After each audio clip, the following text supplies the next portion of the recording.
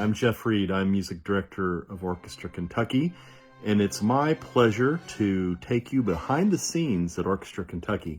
I've been asked to talk about how I come up with programming ideas and what it takes to get the music on the stage. So I'm going to spend the next few minutes talking to you about that. Well, first of all, programs begin with an idea. I think about what ideas might be conducive to orchestra concerts, and sometimes those come from overall themes or from a specific composer or type of music. And as an example today, I thought I would talk about our upcoming concert on August 28th, and it is entitled Summer Movie Blockbusters. That idea came from my teenage years when I would look forward to recent films that would be released in the summer. And being a musician, I always enjoyed the music. And during the time of John Williams, who is one of my very favorite film composers, I would really look forward to his films. And those films are things like Jaws and Star Wars and Close Encounters of the Third Kind and Indiana Jones and so many others. So I thought, that was an exciting time, the summertime for movies. That would really make a good theme.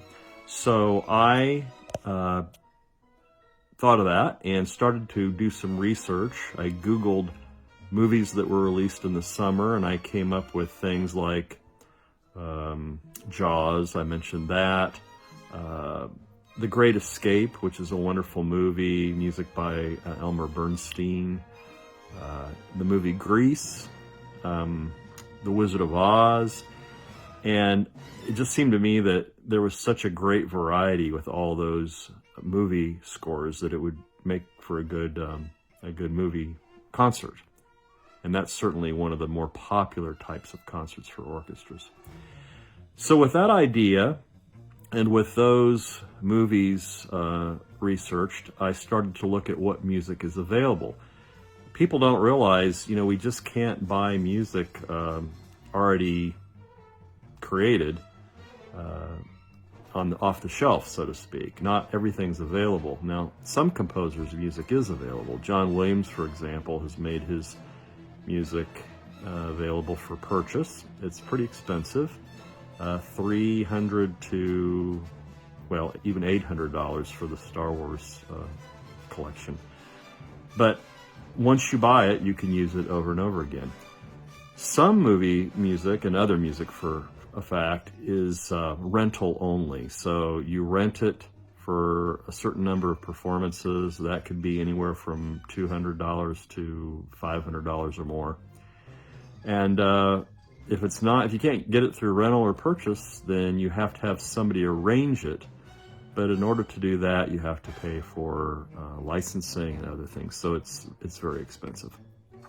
Once I find out what music is available and find those resources, then I settle on my program. And the next step is to figure out who do we need on stage to play it. For example, the theme from The Magnificent Seven, if you know that one, by Elmer Bernstein, calls for a guitar. Well, a guitar isn't the normal instrument in an orchestra, but it's really necessary for that. You would miss it if it wasn't there. So that's an instrument or a musician that would be needed to make that concert work. So I look at all the needs and create a list of musicians, and then our personnel manager, Lee Blakeman, begins to try to hire them. And our musicians come from all over. They come from Nashville, Louisville, they come from Cincinnati, even as far away as Charleston for several years. Our principal flutist was from Charleston. And they're freelancers, so we make sure they don't have other work. Some have full-time jobs, and they play in the Nashville Symphony or Louisville Orchestra, so sometimes they're not available. But he sees who's available for that particular, what we call a cycle. And we're what's called a per-service orchestra. So the Nashville Symphony is a full-time orchestra. They are paid a salary, and they are allowed to be assembled for concerts and or rehearsals up to about 8 times a week. And then the rest of the time they're practicing their music so that they maintain their skills and maintain the quality. But we're not full-time, so we don't have a payroll in that sense. We don't have all the benefits that you would pay a full-time musician who works for you. We're a per-service orchestra, which means whenever we have a rehearsal or a concert, we hire the musicians as needed. Once we hire the orchestra and have a schedule for rehearsals and concerts, we start to make those plans. For the upcoming film music concert, we will have 1 3-hour rehearsal before we perform, and that surprises a lot of people. And I tell them the reason we can do that is because these are professional musicians. They, have practiced hours and hours from a very young age. They've attended the finest music schools or conservatories. They play in the finest orchestras. A lot of them do recording work in Nashville, for example, which is very popular, in demand, or a job that you would want because of the ability to make a good salary. So these are very accomplished musicians, and they can come in, and we do send them the music to look at and practice beforehand. But they come in and sit down, and the first time through, it's pretty darn good, if I do say so for them. We spend most of the time improving what we call the ensemble, playing together. How long is that note? How loud or soft is that passage? What's the important instrument that should be heard at any given time? Those kinds of things. I never have to really teach rhythm or tell them to play in the correct note. They can hear that. They can fix that most of the time. So the other things that go on besides hiring an orchestra and rehearsing the orchestra is all of the what we call production. So we have to figure out how many music stands do we need, how many chairs, what percussion equipment do we need? Do we need a vibraphone that day? Do we need a bass drum, timpani, what have you? Do we need stand lights? Sometimes these film music concerts, we actually show film clips, and that puts the orchestra in the dark, and they have to be able to see their music, so we need stand lights. What kind of podium? Do we need the fancy one, or is it going to be outdoors where we need the one that's more, sturdy and rugged? So many issues. Do we need sound reinforcement? Do we need to hire a sound person or engineer to mic the orchestra and so that things can be heard? We always do outdoors. This summer movie music blockbuster concert is outdoors, so we'll need that extra help with sound reinforcement. One thing I didn't mention is that sometimes music that I select calls for soloists. So, if it's, a song by Henry Mancini that might be arranged for vocal soloists, I will need to find the soloist and hire them. And I do that through recommendations of other conductors. I do it through contacts of people that I've worked with in the prior years. I get a lot of emails from agents asking me to hire their artists that they represent. I tend to, once I find somebody that I really like to work with, who has a great attitude, great personality, and sings well or plays well, I tend to hire them a lot. But that's certainly, an important part of what I do. Once we have the production together, musicians hired, rehearsed, we also have to do things like print a program. If there's a printed concert program, we have to put together bios of musicians, notes on the pieces we're playing, the order of music that we're playing, that has to be printed, and that takes quite a bit of work. Another thing, maybe most important, is we have to raise money to pay for these things. People are sometimes surprised that our musicians are paid. No, they don't get together for fun. They hopefully have fun, but this is their job. This is how they make a living. And every time an orchestra rehearses or gives a concert, those 50 to 70 musicians, depending on the concert, receive about, well, $90 to $100 each for each rehearsal and concert. So on average, it costs the orchestra about $6,000 every time the orchestra rehearses. It costs the organization about $6,000 every time the orchestra rehearses or performs in a concert. So for the movie concert, it'll be about $12,000. More difficult concerts, which typically is classical music, it could be 4 services or about $24,000 to $25,000 just for the musicians.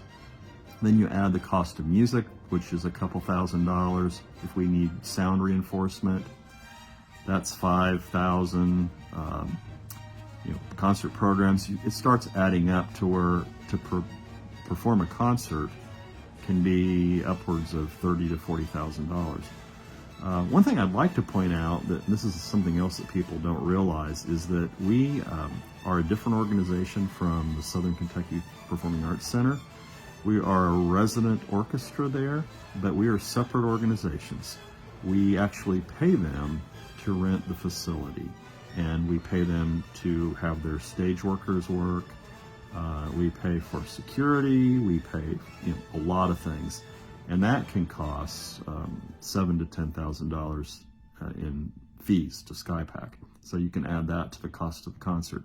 So you can see why it's so incredibly important for our donors and sponsors to support us. And I like to say that I wouldn't be anything, I would be a middle-aged man waving my arms in front of a record without the orchestra and without the supporters who make that possible. By the time we pay for everything, raise the money, get programs printed, get stage workers hired, equipment moved, things rehearsed, we are finally at the concert. And of course, that's my favorite part, but in some ways I tell people it's a letdown, because I have been planning the concert sometimes a year earlier. So I will start planning a season in the fall for a season that doesn't even begin until the following July. So sometimes it's well over a year before I get to the point where I'm performing. And I've already moved on, because I'm often, preparing another season. So that's not to say that I don't enjoy it, because I love performing. I love enriching people. I love entertaining people. I love seeing the looks on their faces and the happiness on their faces when we perform, and that's what it's all about. Walt Disney said he wanted to be remembered as someone who just made people happy, and I have to say I agree with that. That's a wonderful thing. Sometimes we have challenges in performances. I remember having knee surgery, torn meniscus. I had it. I tore the meniscus and had to perform a concert with the torn meniscus. I had it repaired later. But I was in a lot of pain, conducting a concert, sick to my stomach from pain, wondering whether I should leave the stage or continue. I continued. My daughter plays violin in the orchestra, and she saw it on my face and asked me at intermission if I was okay. But the music has to go on, and certainly orchestras don't need conductors as much as conductors sometimes think they need them.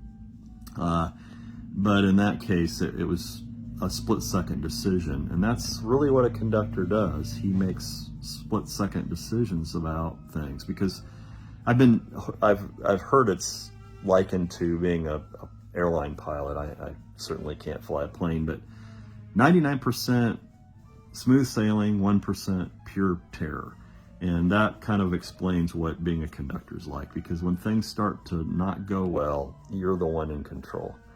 You're the one that has to bring it together. And that can be quite thrilling.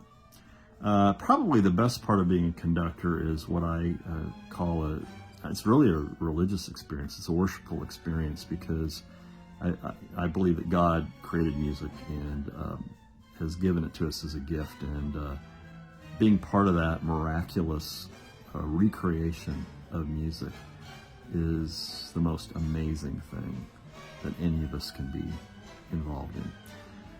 Well, I could go on, but hopefully that gives you an idea of what goes on behind the scenes. There's a lot more. I've given you the highlights. If you're interested in attending a concert, you could call us at Orchestra Kentucky, 270-846-2426, or you can go online at orchestrakentucky.com for our concerts. Our concerts are everything from the Beatles to Beethoven to Broadway to film music to the music of Cole Porter and George Gershwin, on and on and on. We really are proud of the variety, and we think we have something for all of you. Thank you again for this opportunity. Be well.